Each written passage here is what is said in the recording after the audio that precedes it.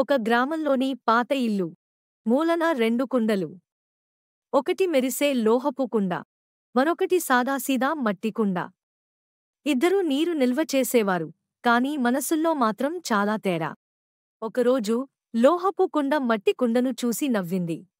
చూడరా, నా మెరిసే ముఖాన్ని, నా లోహపు శరీరం ఎంత బలంగా ఉందో. నన్ను ఎవరైనా చూస్తే ముక్కోసం తీసుకెళ్తారు. నీ మెరుపు బాగుంది, నన్ను అర్థమైంది. కాని నీలో నీరు వేసిన వాళ్లకు చల్లదనం వస్తుందా? ఆహా, నీలా తక్కువ ధరకే దొరికే కుండ నేను కాదు. నేను చాలా కాలం నన్ను పగలగొట్టలేరు. శక్తి శరీరంలో కాదు, సేవలో ఉంటుంది. నేను చల్లదనాన్ని ఇస్తాను. వేసవిలో తాగునీటికి నేను దైవంలాంటివాడిని.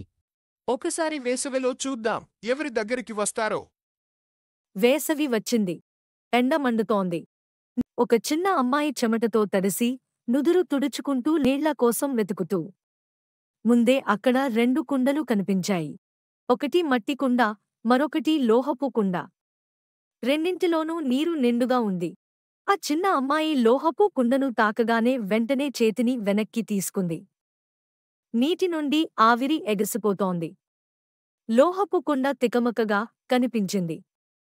అది కాకుండా మట్టి కుండ మాత్రం చల్లగా, ప్రశాంతంగా ఉంది. ఆ చిన్నారి చిరునవ్వుతో మట్టి కుండవైపు తిరిగింది. అందరూ మట్టి కుండవైపు తల్చారు. మట్టి కుండలో నీరు చల్లగా ఉంది. పిల్లలు, పెద్దలు అందరూ దానినే తాగుతున్నారు.